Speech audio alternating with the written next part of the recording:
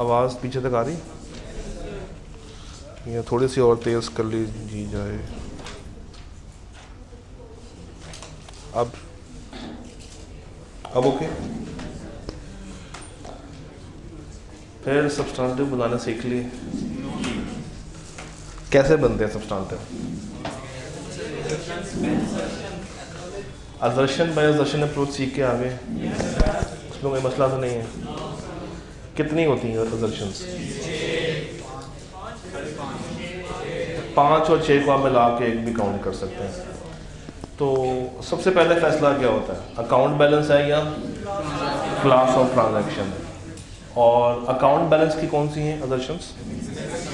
Existence, completeness, accuracy, valuation, allocation, rights and obligation, classification and presentation. और अगर मैं आऊँ सीओटी पे, एग्जिस्टेंस की जगह पे क्या आएगा?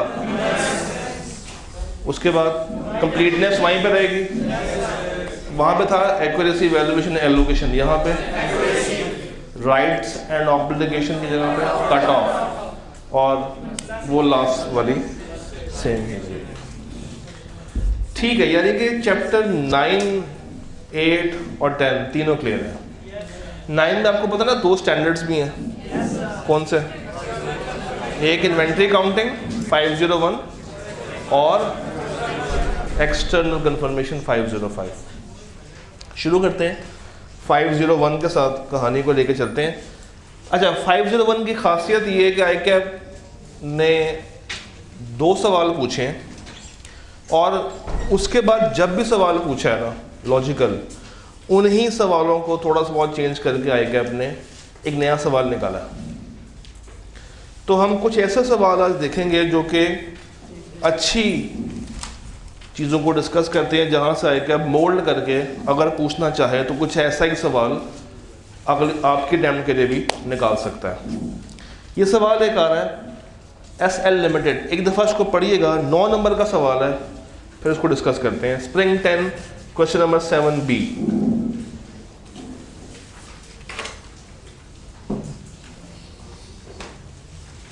और जब आप इसको रीड कर रहे हो तो काइंडली दिमाग में इसकी रेलेवेंट वीकनेस आइडेंटिफाई करते जाना है। You have 5 minutes for that.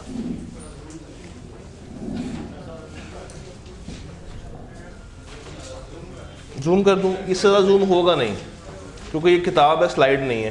तो अगर आपके पास किताब हो तो आप ओपन कर लें, स्प्रिंग 10 क्वेश्चन नंबर 7B। नहीं होगा, उससे भी नहीं होगा।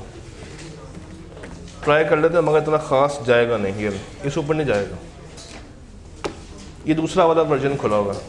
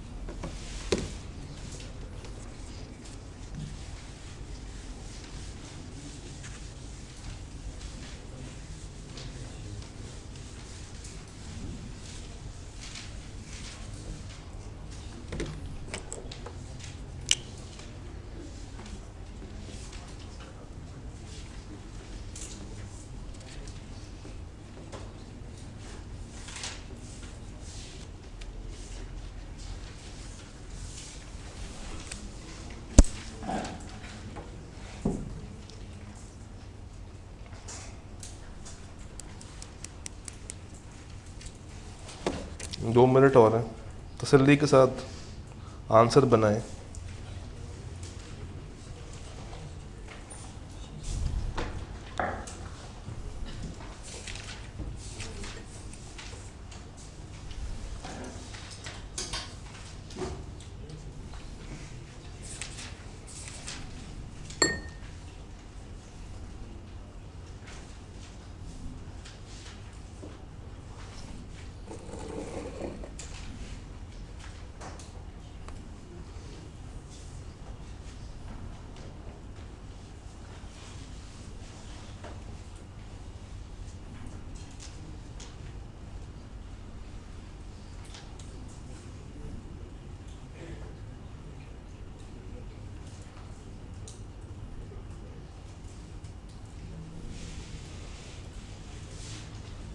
हो गया?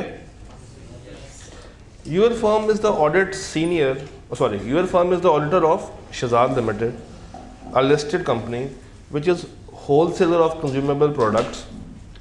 SL records its sale on delivery of goods and maintains up to date computerized inventory records.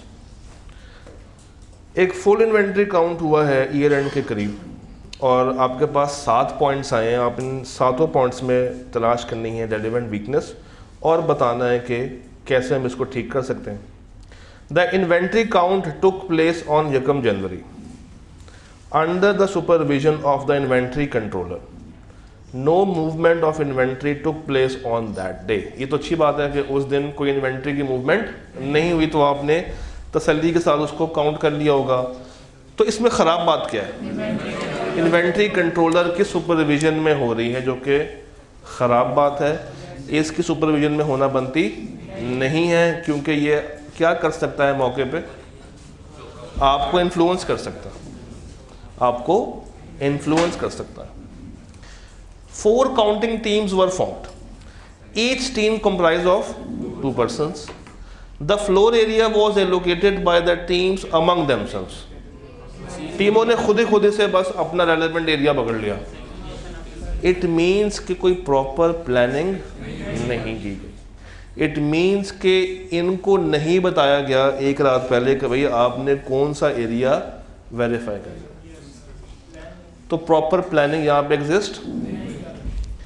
Each team was instructed by the inventory controller to remember which inventory has been counted. कि याद रख लो जो तुमने count किया है, बस it should be marked. और क्या इंस्ट्रक्शंस ये दे? Pre numbered count sheets were provided to the staff. ये सही बात है, ये गलत बात है? ये है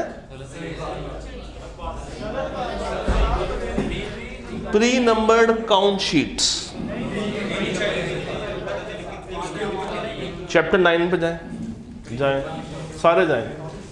चैप्टर 9 पे जाएं, वहाँ पे एक टेबल बना होगा, स्टैंडर्ड के एंड पे एक टेबल बना हुआ है। वहाँ जाके देखे, बताइए प्री नंबर्ड काउंट शीट्स होनी चाहिए या नहीं होनी चाहिए। पहले एक दफ़ा देख लें, जो रेलिवेंट मसले हैं वो रिजॉल्व हो जाएंगे आपके। प्री नंबर्ड, पहले से नंबर लगी हुई काउंट शीट्स होनी चाहिए या नहीं होनी चाहिए? होनी चाहिए। क्या रीज़न है? ताकि कोई मिसप्लेस ना हो जाए। और जोन सी शीट्स जिस रेलिवेंट बंदे को दी होंगी उससे साइन भी लेने के, तुम्हें शीट नंबर 1, 2, 3 और 4 में दे रहा हूँ, तुम्हें 5, 6, 7, 8 दे रहा हूँ। तो प्री नंबर्ड काउंट शीट्स तो अच्छी बात है। The count sheet showed the inventory ledger balance to facilitate reconciliation. ये नहीं होना चाहिए। क्यों? ये फैसिलिटेट नहीं करेगा, आपको लेजी बना देगा। क्योंकि जब पता होगा कि लेजर में कितना बैलेंस है, तो आप उसको चेक नहीं करेंगे, या कुछ चेक करके सैंपल बेसिस के ऊपर आपने क्या कहना है कि मैंने इसको चेक कर लिया, ये इतनी ही होंगी। तो ये फैसिलिटेट नहीं कर रहा, आपको खाली ब्लैंक छोड़ना चाहिए। ओल्ड, स्लो मूविंग और already sold inventories were highlighted on the count sheets at the time of counting. Old, slow moving और already sold inventories were highlighted on the count sheet जब आप काउंट कर रहे थे। ये अच्छी बात है, बुरी बात है? ये कौन कह रहा है कि बुरी बात है? रीजन है। एक तो सोल्ड को एक साइड पे कर दें, जो ओल्ड और स्लो मूविंग है ये अच्छी बात है क्योंकि अब हमने एग्जिस्टेंस तो वेरीफाई कर ली है स्टॉक काउंटिंग के बाद, कंप्लीटनेस भी वेरीफाई कर ली होगी, तो जब उसकी एक्यूरेसी वैल्यूएशन एलोकेशन निकालने की बारी आएगी तो इसकी हेल्प से उस रेलेवेंट इन्वेंट्री का क्या निकालेंगे, लोअर ऑफ कॉस्ट और एनआरवी निकालेंगे। Items not allocated on the pre-numbered sheets were recorded on separate sheets which were numbered by the staff। तो ये नंबरिंग भी कहाँ से लग के आनी चाहिए थी, और वो आइटम्स जो कि शीट्स में नहीं थे, क्या ये अपने अंदर एक वीकनेस नहीं है? हर आइटम को शीट पे होना चाहिए। इसका मतलब है कि पॉइंट 6 ये शो कर रहा है कि वो लिस्ट की कंप्लीटनेस आउट है।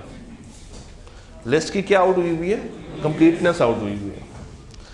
At the end of the count, all inventories against which advances from customers had been received were removed from the physical inventory on the instructions of the inventory controller।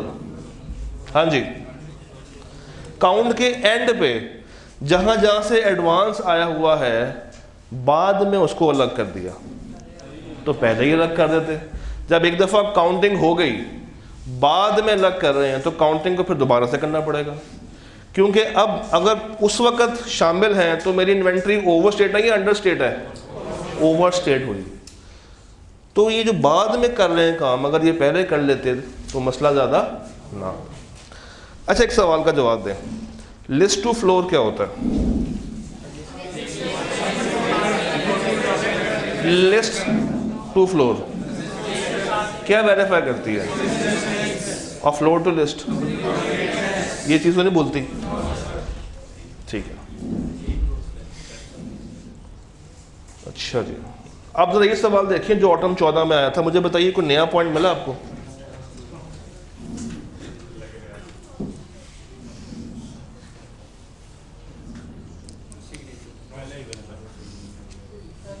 वहां पे inventory controller था, यहाँ पे क्या है? मोर और less एक ही बंदा है। कोई नया पॉइंट निकालें, कोई नया पॉइंट है इसमें? लास्ट, चलें लास्ट को छोड़ के पहले 4 के बारे में ज़रा खुद फैसला करें और उसके बाद सोल्यूशन से कंपेयर करके देखेंगे कि आपका फैसला ठीक है या नहीं है। Go ahead, do this. पहले 4 को खुद देखें और उसके बाद जंप करें ऑन सोल्यूशन और आइडेंटिफाई करेंगे क्या आपका फैसला जो है रेलेवेंट वीकनेस का वो ठीक है या नहीं है। फिर हम पॉइंट 5 पे आते हैं।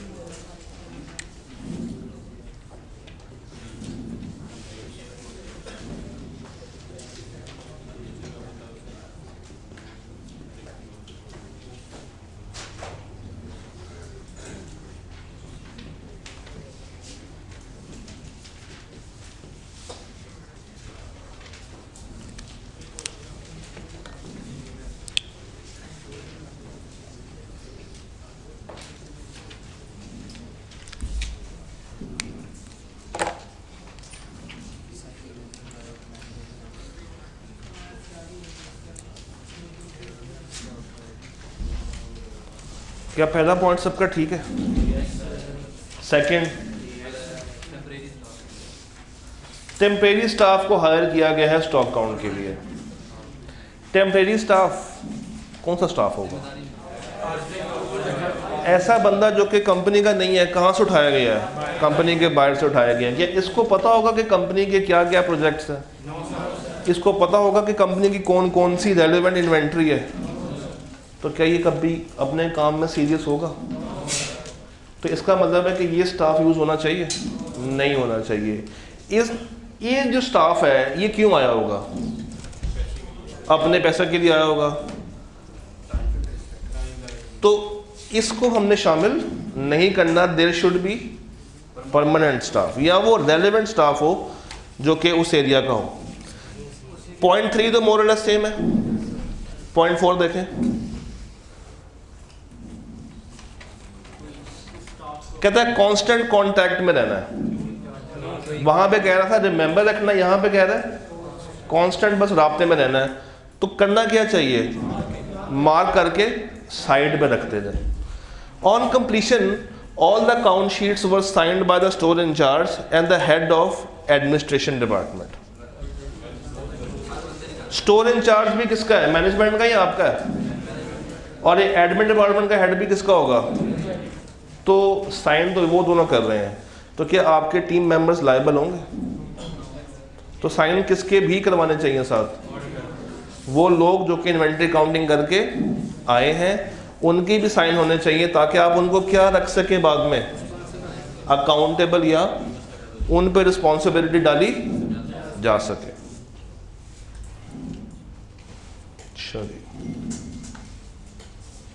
चले ये सवाल देखें तो जो ऑटोमेटिक किस में आया, अब ये आप लोगों ने करना है। I am giving you 5 minutes for this. Just do it in your mind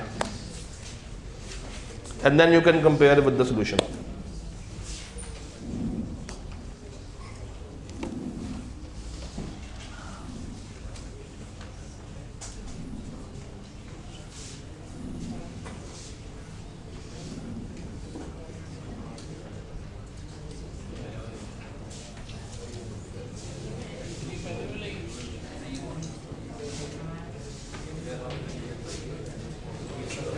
क्या पॉइंट 1 रिपीट हो रहा है? एग्जैक्टली रिपीट हो रहा है। चलिए अब आगे कर लें। पॉइंट 2 भी रिपीट हो रहा है, पॉइंट 3, पॉइंट 4, पॉइंट 5, ये नया है। तो ज़रा पहले पॉइंट 4 तक करें, फिर हम पॉइंट 5 के ऊपर बात करते हैं।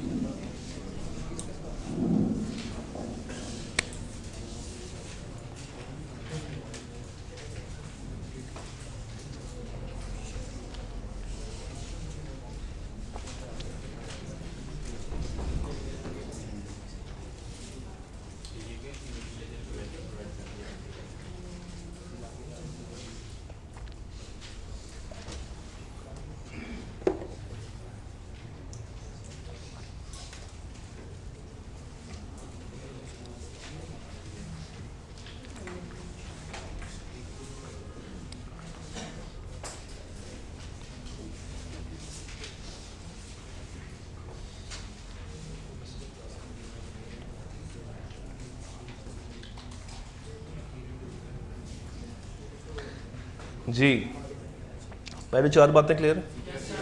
5वीं बात को कौन एक्सप्लेन करना चाहेगा? वॉलंटियर। जी भाई से पूछते हैं। All the cut off documents provide कर दिए हैं इन्वेंट्री काउंटिंग के नेक्स्ट स्टेप है। ये कट ऑफ डॉक्यूमेंट्स होते क्या हैं? उस दिन के तमाम आखिरी जिसके बाद हमारी लायबिलिटी नहीं होगी, वो फिर हम कहाँ पे देखेंगे? अगले साल में देखेंगे। तो वो कब प्रोवाइड कर रहा है? अगले दिन। उसको कब प्रोवाइड करने चाहिए थे? उसे। हुआ क्या है, क्यों काउंट कर रहा है? पूछ के बताओ। ये सवाल देखिएगा ऑटम 22 का। हाँ जी। वो एंट्रीज जो कि पास्ट की हों और अब रिकॉर्ड कर रहे हैं। ये क्वेश्चन थोड़ा सा चेंज है। सवाल कहता है कि बताएं audit procedures to verify inventory quantities. जरा एक दफा खुद ट्राई करें, फिर इसको करते हैं।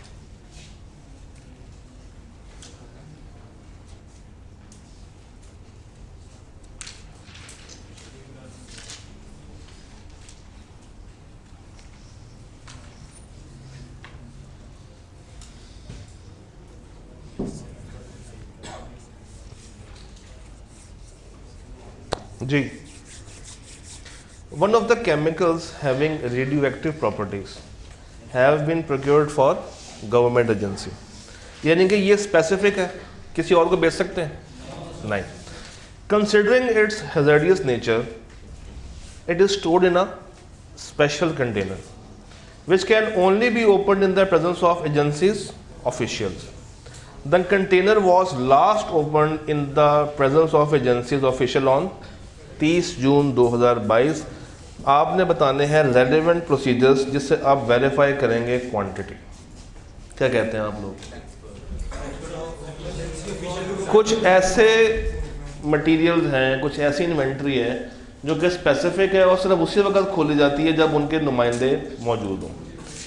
इसका मतलब है कि जो लास्ट टाइम ओपन किया होगा उसके बाद से लेके जो अब ओपन किया जा रहा है उसमें कोई चेंज होगा क्या? ड्यूरिंग द ईयर कोई चेंज आ सकता है या नहीं आ सकता?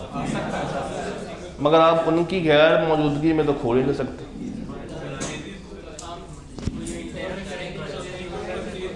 और ये हज़ार्डियस है, जहरीला है, किसी को इसका फ़ायदा तो होने वाला है नहीं. तो पहली बात तो ये कि चूँकि इसकी रेडियोएक्टिव प्रॉपर्टीज़ हैं तो हम किसको अपॉइंट करेंगे? एक्सपर्ट को बुला के इसकी इन्वेंट्री काउंटिंग करवाएंगे, हम खुद नहीं कर सकते. और उसको देंगे शुरू वाला बैलेंस जब लास्ट टाइम ये कंटेनर खुला था. और चांसेस क्या हैं कि बैलेंस क्या होना चाहिए? सेम रहना चाहिए. और अगर डिफरेंस आ रहा है तो फिर कौन लायबल होगा? मैनेजमेंट लायबल हो. सर इसमें एक और पॉइंट आ सकता है कि 3 माह से इन्वेंट्री पड़ी है तो लीव वगैरह का एनआरबी के इश्यूज आ सकते हैं. लिख दें, कोई बुरी बात नहीं है.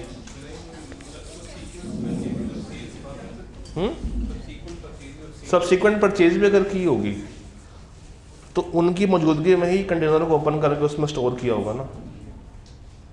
अगेन लिखने में मसला कोई नहीं है, आप लिख सकते हैं कि अगर कोई सब्सिक्वेंट परचेज की होगी तो उसमें एडिशंस हुई होंगी, मगर वो भी किसकी मौजूदगी में? रेलेवेंट उन नुमाइंदों की मौजूदगी में. हाँ जी, वो तो लिखना. पॉइंट 2 पढ़े जरा.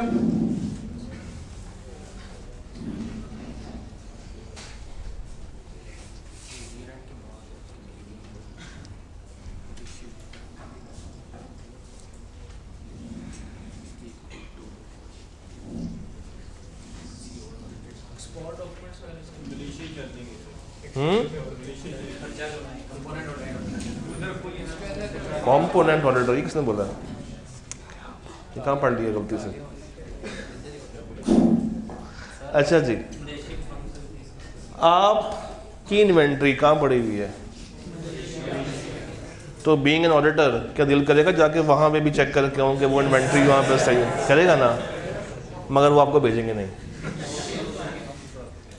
आपके पास और बहुत सारे ऑल्टरनेट्स हैं ना, या तो वीडियो कॉल करके कंफर्म कर लें, सस्ता तरीन तरीका. अगर आपकी फर्म का कोई नुमाइंदा ऑलरेडी मलेशिया में छुट्टियां मनाने गया हुआ तो उसको कह देंगे यार वहाँ पर जाके वेरीफाई करके हमें भी बता दो. नेटवर्क फर्म्स अगर हैं या कोई कंपोनेंट ऑडिटर है, अब ये क्या होता है? ISA 600. ISA 600 आपके कोर्स का पार्ट नहीं है, मगर वो ये कहता है कि अगर आपकी फर्म ने आगे किसी और के साथ मुआहदा किया हुआ है, यानी कि 2 फर्म्स अगर मिल के काम कर रही हैं और उनके नुमाइंदे कहाँ पाए जाते हैं? मलेशिया में, तो आप उनको भी कह सकते हैं. और सबसे आसान तरीक़ाकार क्या है? एक्सटर्नल कंफर्मेशन भी की जा सकती है. उससे भी आसान क्या है? वीडियो कॉल पे वेरीफाई कर लिया जाए. The production processes can not be stopped during the inventory count, और होने भी नहीं चाहिए. Your team may not observe the inventory count which will be in process of 30 सितंबर 2022. जो प्रोडक्शन है वो रोक नहीं सकती. अच्छा, इन्वेंट्री सिर्फ फिनिश गुड्स ही होते हैं? क्या क्या होते हैं? रॉ मटेरियल, WIP, और तो ये किस तरह की इन्वेंट्री की बात कर रहा है? ये वर्क इन प्रोग्रेस की बात कर रहा है. इट मीन्स कि यहाँ पे इन्वेंट्री काउंटिंग करने के लिए आपको एक रेलेवेंट एक्सपर्ट को बुलाना पड़ेगा जो कि कॉस्ट अकाउंट्स को आपसे अच्छा जानता हो. तो वो देखेगा कि कितना मटेरियल यूज़ हुआ है, लेबर कितनी लगी है, ओवरहेड का क्या हिसाब किताब है,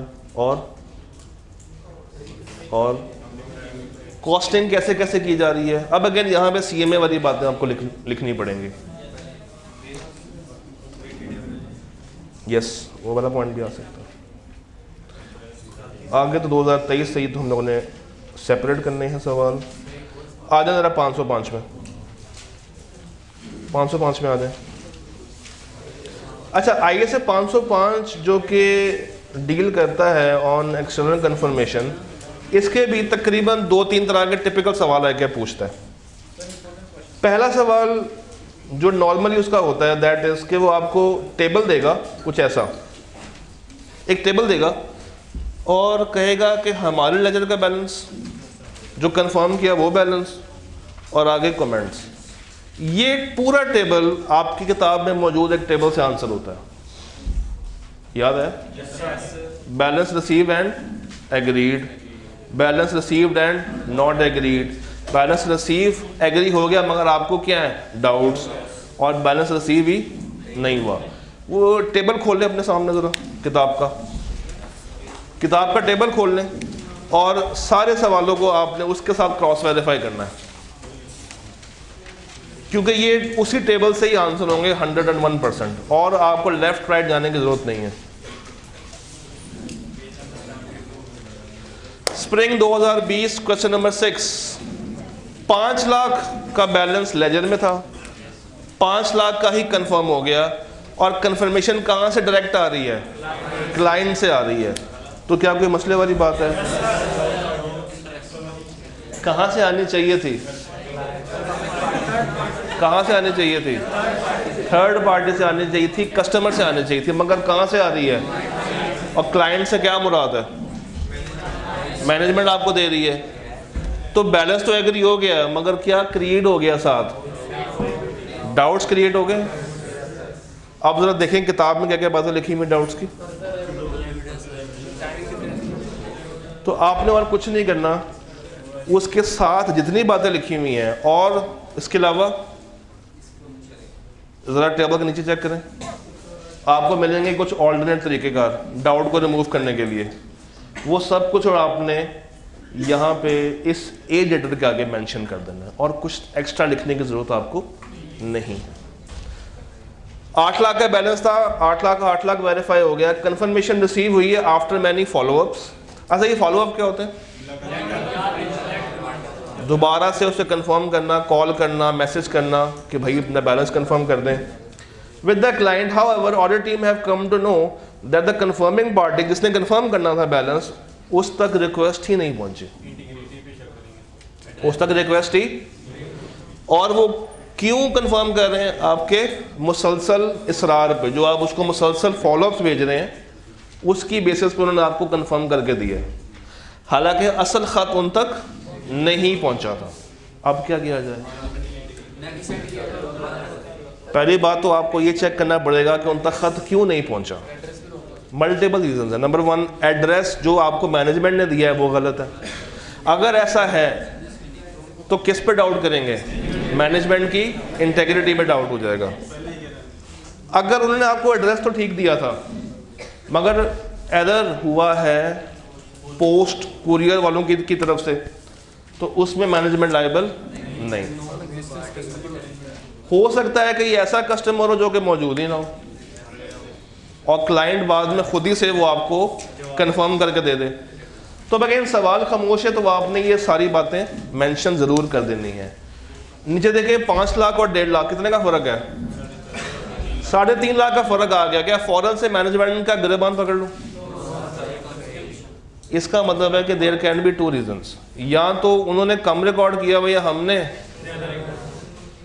तो या गुड्स इन ट्रांजिट होंगे या कैश इन ट्रांजिट होगा। सवाल ने क्या बताया? गुड्स रिटर्न हो रहे हैं, तो गुड्स इन ट्रांजिट जो वापस आ रहे हैं, सेल रिटर्न। अब तक रिकॉर्ड नहीं हुई तो रिकॉर्ड कर लें, आपका बैलेंस क्या हो जाएगा? वेरीफाई हो जाएगा। अगेन इसी तरह का एक और सवाल नीचे भी है, इसको देखें, तकरीबन सेम सवाल है।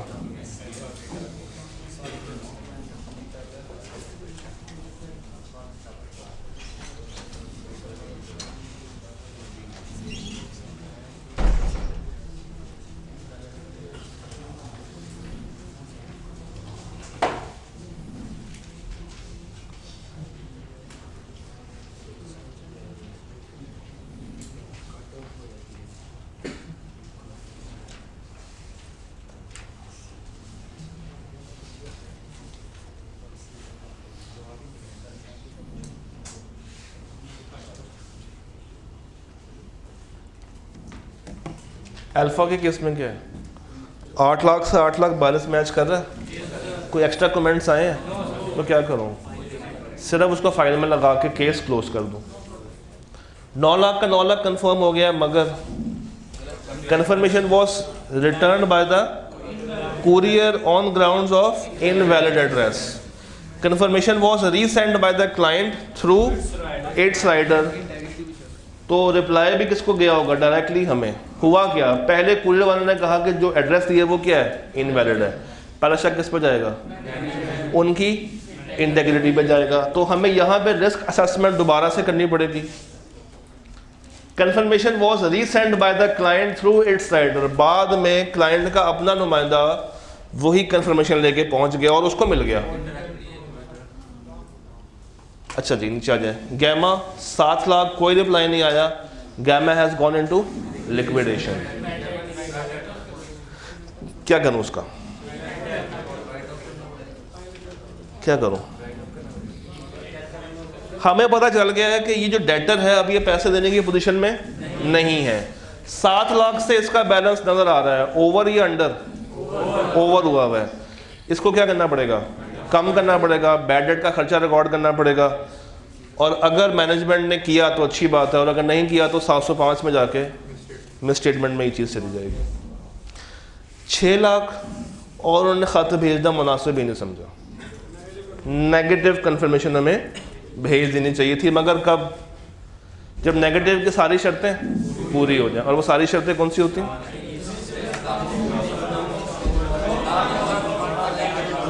क्वांटम ज़्यादा हो या क्वांटम कम हो, क्वांटम ज़्यादा हो वैल्यू कम हो, risk of mis statement controls tested हो या ना हो, और एक्सेप्शन रेट क्या हो, लो हो, और उसको अवेयरनेस हो या ना हो, ना। डन। इस तरह का एक और सवाल ढूंढते हैं।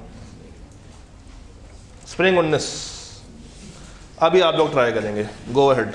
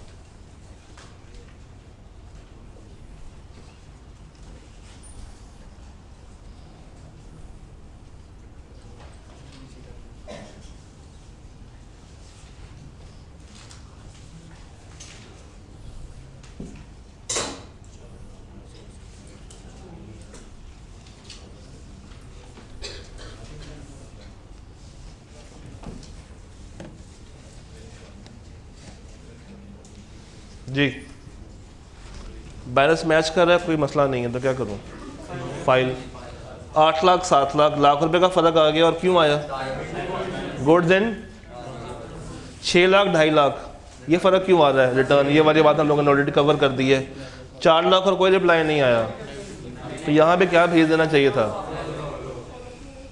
फॉलो अप करना चाहिए, क्योंकि ये पॉजिटिव है। अच्छा, और कोई सवाल इस जैसा हो? नहीं, नहीं इस जैसा नहीं है। स्प्रिंग 17 इस जैसा तो नहीं है मेरे ख्याल से, नहीं ये इस जैसा नहीं है, ये डिफरेंट है।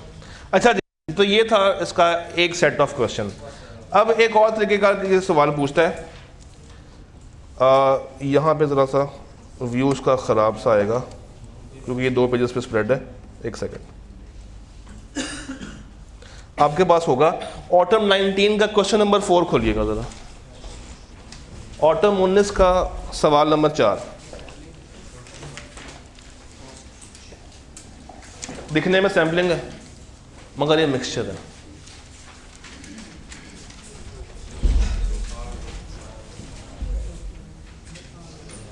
सवाल ये है कि आपने ऑडिट स्ट्रेटजी बतानी जो कि आप फॉलो करेंगे फॉर एक्सटर्नल कंफर्मेशन। आपको 1 2 3 4 तरह के डेटर्स उसने प्रोवाइड कर दिए, चेन स्टोर्स, सुपरमार्केट्स, रेस्टोरेंट्स और क्रेडिट बैलेंस वाले। और आपसे कहा है कि बताएं, स्ट्रेटेजाइज करें कि आप किसको पॉजिटिव भेजेंगे, किसको नेगेटिव भेजेंगे, क्या क्या करेंगे, सब कुछ बताएं। तो अब हमें पता है, ज़रा पहले 505 को रिवाइज कर लेते हैं। 505 क्या कहता है? कन्फर्मेशन भेजनी है। How many types are there? 2 types are there. पहली टाइप कौन सी होती है? पॉजिटिव। ये कब जाती है? जब नेगेटिव की कंडीशंस मीट ना हो रही हो। और अगर नेगेटिव भेजनी है तो उसके लिए 4 कंडीशंस होती हैं, अब तक हम लोगों ने उसको बात कर ली है। अच्छा जी, उसके बाद एक और फैसला होता है कब भेजें। आइडियली कब भेजना चाहिए? ईयर एंड पे भेजना चाहिए, मगर हम नॉर्मली कब भेजते हैं? ईयर एंड से पहले, इंटरम वाले दिन के आसपास। उसके बाद पॉजिटिव में भी 2 तरह से होता है, या तो आप उसको बैलेंस लिख के भेजते हैं या ब्लैंक भेजते हैं। ठीक है जी। चेन स्टोर्स 1 2 3 1 2 3, जरा इन सबको ऐड करें। 5150 करें ऐड, 51503398 और 4236 को ऐड करें। 5150 और 4236 को ऐड कीजिएगा। इसको डिवाइड करें 25252 पे, 25 2 पे डिवाइड कीजिएगा। तकरीबन 49 to 50% का आंसर आ रहा है। तो क्वांटम में 3 है मगर वैल्यू में ज़्यादा। तो चेन स्टोर्स को पॉजिटिव या नेगेटिव? पॉजिटिव। अब आ जाए नीचे क्रेडिट बैलेंस पे। अगर आपको याद हो तो कुछ ऐसे बैलेंसेस होते हैं जिसको हम स्पेसिफिकली सिलेक्ट करते हैं।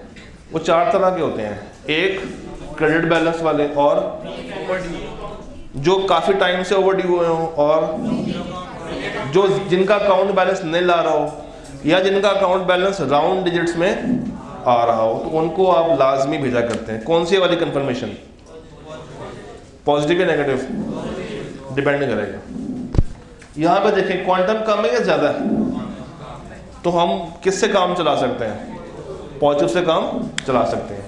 रेस्टोरेंट्स के बारे में बताइए। 500 कस्टमर्स हैं और 6364 का बैलेंस है, मगर नेगेटिव एकदम से नहीं कह देना।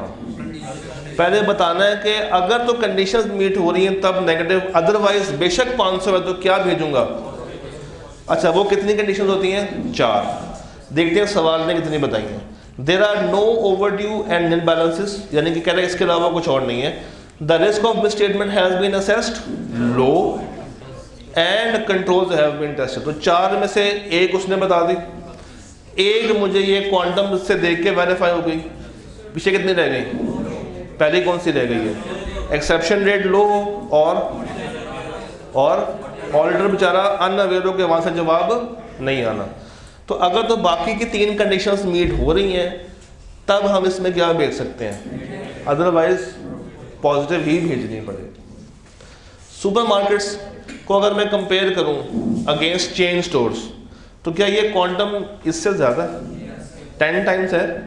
ये 3 और ये 30, और बैलेंस भी कुछ इतना ज़्यादा नहीं है, तो नेगेटिव से काम चल सकता है। मगर कब? जब बाकी कंडीशंस भी मीट हो रही हो, अदरवाइज पॉजिटिव। जब ये 30 है, 30 में से सैंपल निकाल के आपने सैंपल वालों को ही वो पॉजिटिव या नेगेटिव भेजना। 500 में भी सैंपलिंग होगी, वो तो होनी ही होनी है। नेगेटिव बैलेंस भेजने के लिए, नेगेटिव बैलेंस की बात कर रहे हो या ये कब आता है? नेगेटिव बैलेंस नेगेटिव कब आता है? जब उसने आपको या एडवांस दिया हो या गुड्स रिटर्न किए हो जिसके पैसे आपने भी पे करने हैं, ये तब आएगा क्रेडिट बैलेंस। तो स्टैंडर्ड ये कहता है कि इनको लाजमी टेस्ट कर लेना आप लोगों ने, क्योंकि बहुत ही रेयर होता है कि वो लोग आपको एडवांस देके बैठे हों। नॉर्मली क्या होता है, उन्होंने आपके पैसे रखे होते हैं अपने पास। तो ये एक शक का दायरा है जिस पर आपने लाजमी काम कर लेना। 4 कौन से बताए थे? एक क्रेडिट बैलेंसेस, ओवरड्यू, नील बैलेंसेस, और ऐसे बैलेंसेस जिनके आंसर राउंड डिजिट्स में आ रहे हों, या इसके अलावा एक और भी होती है, जो आपको लगे कि ये मटेरियल है तो उसको भी आप लाजमी स्पेसिफिक वे में बेच सकते हैं। अच्छा जी, ये ज़रा देखिएगा spring 18, read this.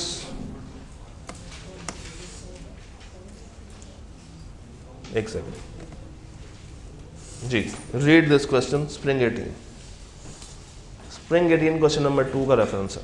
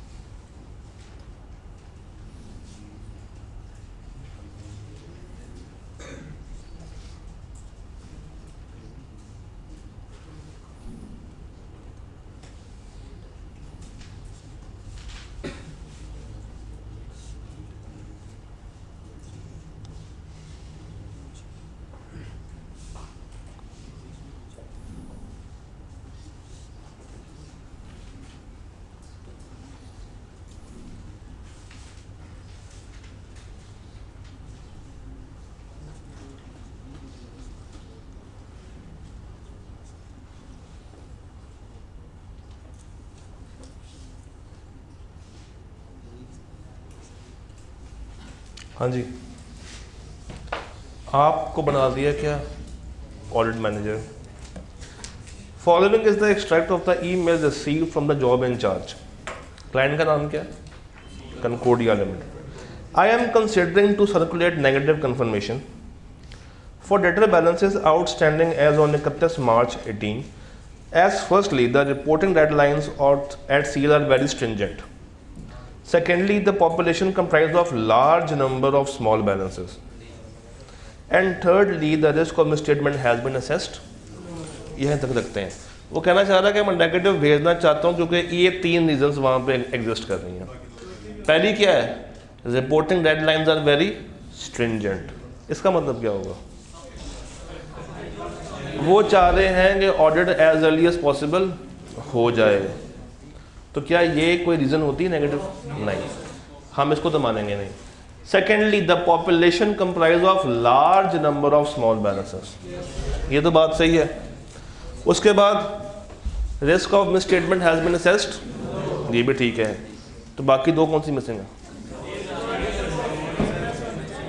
Exception rate और unaware. I have also been offered by CFO that one of their staff would get all the confirmation signed from the वाह, वो कह रहा है कि हम अपना नुमाइंदा भेजेंगे, वो सारी कंफर्मेशन को साइन करवा के ले आएगा एंड वो आपको आपके ऑफिस में डिलीवर भी कर देगा। ये आपको हेल्प करेगी कि आप रिपोर्टिंग डेडलाइंस को मीट कर सकें। ये होना चाहिए। इससे क्या डाउट पे आएगी? रिलायबिलिटी। तो रिलायबिलिटी वाली सारी बातें यहाँ पर आ जाएंगी और ऊपर नेगेटिव वाली 2 बातें आपने ऐड कर देनी और ये बता देना है कि ये जो स्ट्रिंजेंट डेडलाइंस हैं इसका कोई ताल्लुक नेगेटिव से नहीं।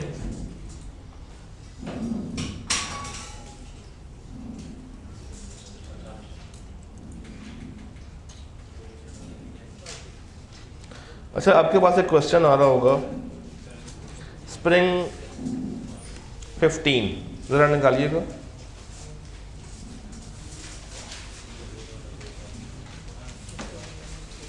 इसको मज़ीद छोटा करना पड़ेगा, मगर मज़ीद छोटा करना पड़ेगा।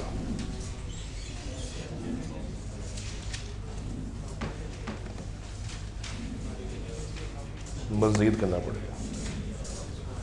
आपके पास सवाल आ रहा है? ज़रा अटेम्प्ट करें। स्प्रिंग 15 क्वेश्चन नंबर 5, सेहत फार्मास्यूटिकल लिमिटेड। ये चूँकि यहाँ पे स्प्रेड ज़्यादा है तो मैंने उसको साइज़ कम किया है, मगर आपके पास सवाल आ रहा होगा, आप कोई भी बुक अगर यूज़ कर रहे हैं, इसको ज़रा सोचें, इस पर दिमाग लड़ाएं। आपको मैं टाइम दे रहा हूँ 10 मिनट का, असेस करें क्या लिखेंगे, कहाँ से आंसर होगा, क्यों आंसर होगा, क्या रीज़न है, क्या लॉजिक्स हैं, सब कुछ बताएं।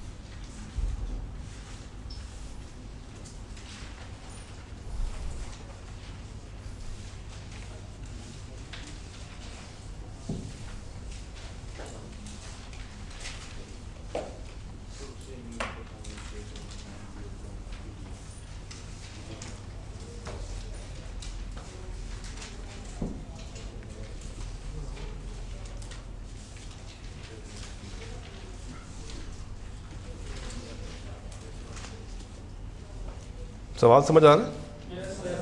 करें देखें कहाँ से होता, ये तो आपने सोचना। टेबल का नहीं है इतना ख़ास।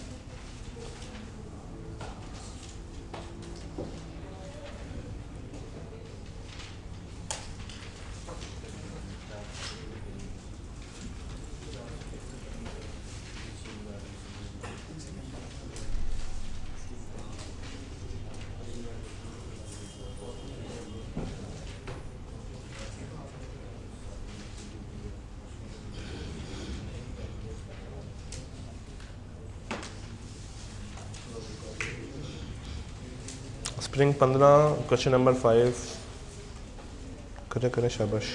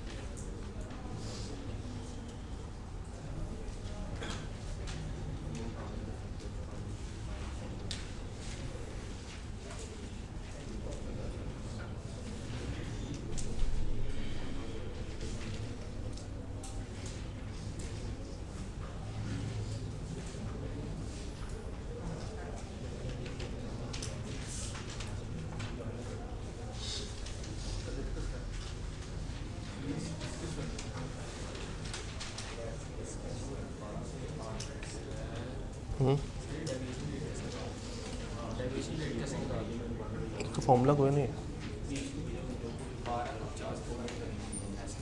कौन सा?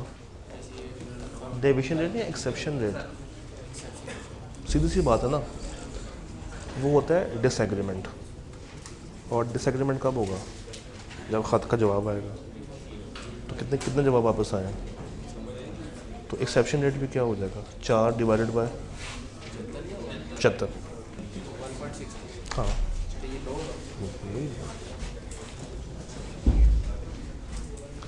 जी, हो रहा है।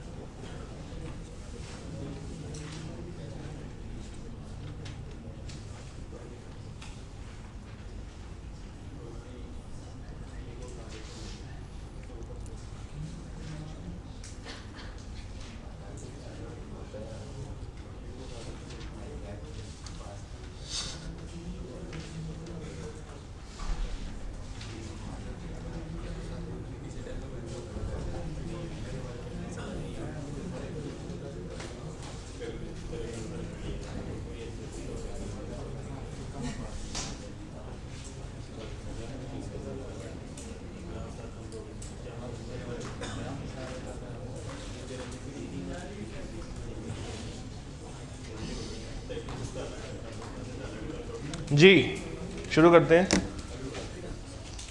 पार्ट ए में वो पूछ रहा है evaluate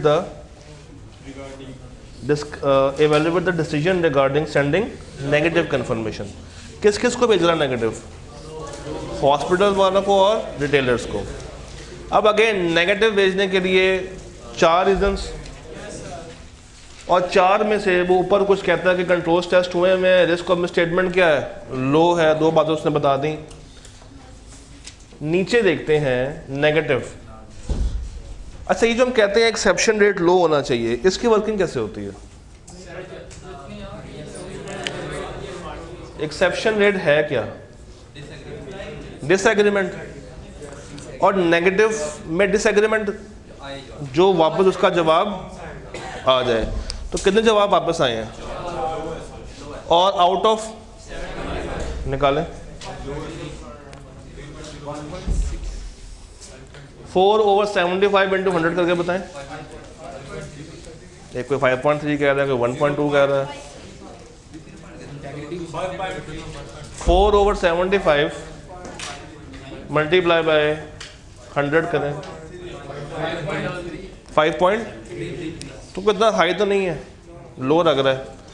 और अच्छा एक चीज़ और सुन लें, ये जो अनअवेयर वाला पॉइंट है ना, it is purely judgement. It is purely. तो अगर 3 रीजंस आपकी पूरी हो रही हो और नेगेटिव आपने भेजना हो, तो जो चौथी कंडीशन है वो अज्यूम की जाती है कि वो मौजूद है। इसी तरह नीचे आ जाए डिटेलर्स में 12/50 करें, कितना? 24%। अब यहाँ पे कोई बेंचमार्क नहीं है हमारे पास जिसके साथ कंपेयर किया जाए कि हाई है या लो है।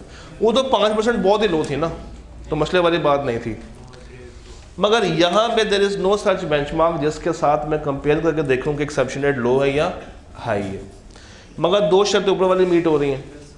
और मज़े की बात तो ये है कि नेगेटिव कंफर्मेशन जिस टाइम पे भेजी होगी, उस टाइम की असेसमेंट ने ये कहा होगा कि यहाँ पे एक्सेप्शन रेट क्या है? लो है। और ये कैसे? पिछले साल के ऑडिट से कंपेयर करके। तो इनिशियल असेसमेंट ने तो ये कहा था कि नेगेटिव भेज देनी चाहिए, मगर अब जवाब ज़्यादा आने शुरू हो गए। तो इनिशियल असेसमेंट मेरी ठीक है। अगर मैं डाउट में आ जाऊं तो मुझे क्या करना पड़ेगा, पॉजिटिव भेजनी पड़ेगी। मगर अब ऑडिट काफ़ी आगे पहुंच गया होगा, तो अगर मैं अब भेजूंगा तो उसका जवाब फिर ईयर एंड के बहुत टाइम के बाद आएगा, वो मैं अफोर्ड नहीं कर सकता, तो मुझे ना चाहते हुए भी इसको मानना पड़ेगा। अच्छा जी, determine the course of action जो आप लेंगे जब बैलेंस एग्री हो जाएगा। फाइल में लगा, अब ये सारा टेबल से आंसर होगा। जब बैलेंस एग्री तो क्या करेंगे, नॉट एग्री तो क्या करेंगे, और नहीं आया तो क्या करेंगे। स्टेट द प्रोसीजर्स जो आप लगाएंगे SDPL, ये क्या है, one of the distributors Salim distributors private limited has gone into winding up. अब अगेन इसका आंसर यहां से नहीं कर सकते, कहाँ जाना पड़ेगा, 705 में जाएंगे। यहां से बस देखेंगे कि क्या इन्होंने इसका बैलेंस बतौर मिस स्टेटमेंट रिकॉर्ड किया या, क्योंकि अब वो पैसे और ये क्या हुआ होगा, ओवरस्टेट। क्या करना पड़ेगा, अगर तो नहीं करते तो मिस स्टेटमेंट, और कहाँ से आंसर करूँगा, 705 से, और अगर कर दें तो 700 से। और 700 क्या कहती है रिपोर्ट, कौन सी, अनमॉडिफाइड। अगर आपने गौर किया हो तो इसी सवाल से फ्यूचर के 3 सवाल बाहर आए हुए हैं। जब वो कहता है कि बताएं कौन सा रेलेवेंट कोर्स ऑफ एक्शन होगा जब बैलेंस मैच कर रहा है, नहीं कर रहा, डाउट है, ये कई दफ़ा पूछ चुका है। ऊपर वो कहता है बताएं नेगेटिव कन्फर्मेशन की शर्तें पूरी हो रही हैं या नहीं हो रही, ये भी बहुत दफ़ा पूछ चुका है। नीचे वो कहता है बताएं अगर एक डेटर, यहाँ पे क्या हो रहा है, नहीं यहाँ पे इसने वर्ड यूज़ किया है वाइंडिंग अप, और इससे पहले का वर्ड यूज़ किया था इंसॉल्वेंट, एक ही बात है। तो क्वेश्चन आएगा इस तरीके से रिपीट करता है, हमें अंदाज़ा नहीं होता, इसलिए कहते हैं कि सवालों की प्रैक्टिस आपकी अच्छी होनी चाहिए। एक सवाल मैं आपको बतौर होमवर्क दे रहा हूँ, स्प्रिंग 17 का क्वेश्चन नंबर 7, स्प्रिंग 17 का क्वेश्चन नंबर 7, ये इसी पैटर्न पे सॉल्व होगा। हाँ देखना है ना, स्प्रिंग 17 का क्वेश्चन नंबर 7। ठीक है जी, अल्लाह दे वाले।